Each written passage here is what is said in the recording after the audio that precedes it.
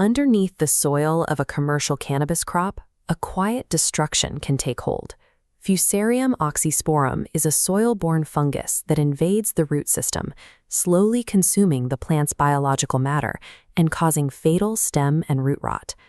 In traditional agriculture, this is where chemical treatments would be deployed. But commercial cannabis operates under strict regulatory safety standards.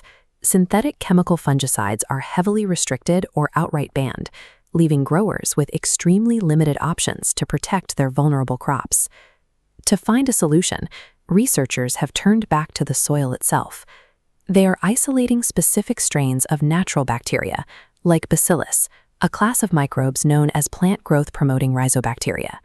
When applied to the root zone, this single bacterium begins a coordinated biological intervention, increasing nutrient availability while setting up a physical blockade against incoming fungal pathogens.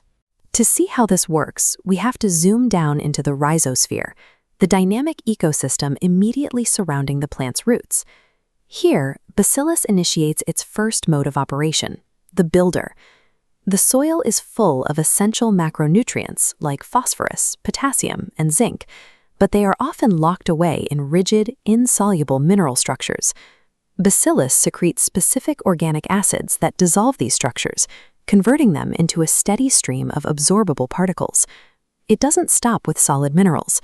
The bacteria also grab nitrogen gas directly from the surrounding air pockets in the soil, fixing it into biological forms and adding it straight into that nutrient stream. With the nutrient supply secured, the bacteria begin secreting auxins, specifically indole-3 acetic acid, or IAA, into the plant's root tissues. As these auxins flood the tissue, they command the root cells to rapidly divide.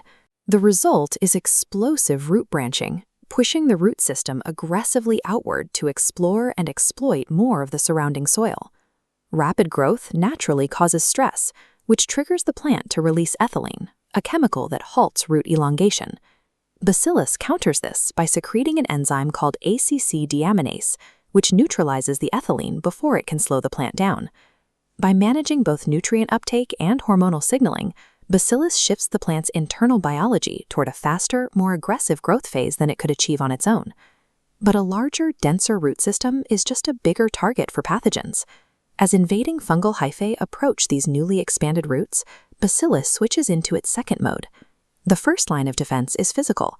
Through a process called competitive exclusion, the multiplying bacteria weave together to form a dense, impenetrable armor of biofilm completely encasing the root surface. If the fungus gets too close, the bacteria launch an active chemical counterattack. They release specialized lipopeptides, compounds like etorins and fungicins.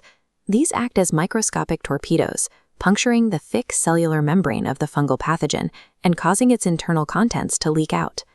While the fungus bleeds out, Bacillus deploys a starvation tactic.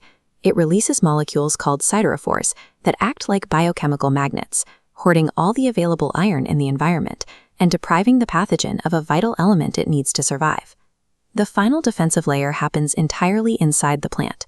Some of the bacteria physically migrate up into the interior of the cannabis stem, a process called endophytic colonization.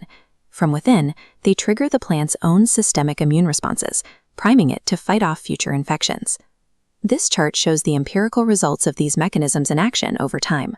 When looking at cannabis plants inoculated with Fusarium, those pre-treated with a Bacillus product called tarantula showed significantly lower disease ratings at both 4 and 6 weeks compared to untreated plants, working across 2 different genetic strains. The presence of Bacillus creates a persistent, multi-front defensive environment that functions continuously beneath the soil surface. Zooming out from the microscopic battlefield, the results of this biological symbiosis are visible across the entire canopy. For decades, commercial agriculture relied on the idea that the best way to protect a crop was to sterilize the soil entirely. Today, modern cultivation is moving away from that approach, choosing instead to actively weaponize the plant's microbiome. Inoculating crops with Bacillus establishes a self-sustaining biological partnership, ensuring the plant is supported and protected throughout its entire life cycle.